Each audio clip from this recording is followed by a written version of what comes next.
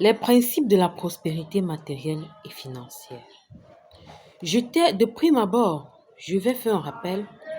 Je t'ai fait comprendre ici sur ma chaîne que l'affaire de richesse, l'affaire de prospérité est une affaire d'alliance. Et il n'y a que deux camps. Soit tu fais alliance avec Dieu, soit tu fais alliance avec Satan. Il n'y a que deux camps. Si tu n'es pas avec Dieu, tu es avec Satan. Si tu n'es pas avec Satan, tu es avec Dieu. Un point, c'est tout. C'est la vérité. C'est clair, c'est la vérité. Maintenant, quand je te parle des principes de la prospérité matérielle et financière, je te conseille vivement de choisir faire alliance avec Dieu. Choisis de faire alliance avec Dieu. Parce que la bénédiction de Dieu n'est accompagnée d'aucun chagrin. D'aucun chagrin. La bénédiction de Dieu n'est accompagnée d'aucun chagrin. Et il n'y a que la bénédiction de Dieu, seulement la bénédiction que Dieu donne qui n'est accompagnée d'aucun chagrin. Donc je te conseille vivement de faire alliance avec Dieu.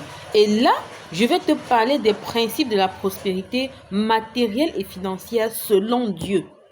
Les principes de Dieu, les principes que Dieu a établis pour que ses enfants les mettent en pratique afin de devenir prospères, afin d'entrer dans toutes les bénédictions matérielles et financières qu'il a pour ses enfants. Donc, premièrement, je vais te parler d'un principe. Je vais te parler premièrement du principe de la dîme. Tu vas me dire, je vais te dire, c'est un principe universel. C'est un principe vrai et universel. Et ça fonctionne. Que tu sois enfant de Dieu ou pas, que tu sois chrétien ou pas, cela fonctionne. Dieu dit qu'on doit payer la dîme. Tu dois payer ta dîme. On dit payer. C'est un ordre.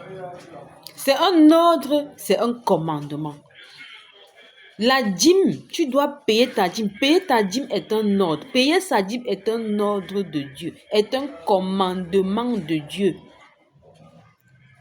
Donc tu ne dois pas, il n'est pas question que tu commences à dire non, je ne suis pas enfant de Dieu, je ne suis pas chrétien, tu payes. Et laisse-moi te dire, même si tu ne payes pas ta dîme à l'église ou à un homme de Dieu ou à un pasteur, tu la payes d'une façon ou d'une autre. C'est incontournable. C'est incontournable. Donc je te conseille aujourd'hui, à partir d'aujourd'hui, de commencer à payer ta dîme. Commence à payer ta dîme. Je t'ai dit, même les non-chrétiens le font et ça marche et ça fonctionne. Ceux qui ont la connaissance le savent.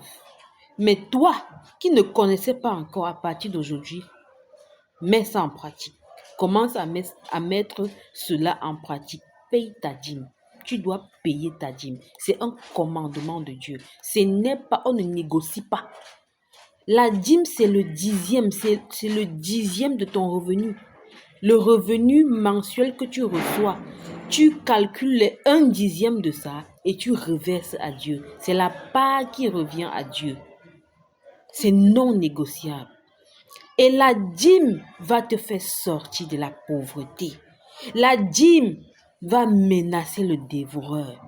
La dîme va menacer le dévoreur. La dîme va te faire entrer dans ton héritage. La dîme va te faire profiter de toutes les bénédictions matérielles et financières que Dieu a pour toi.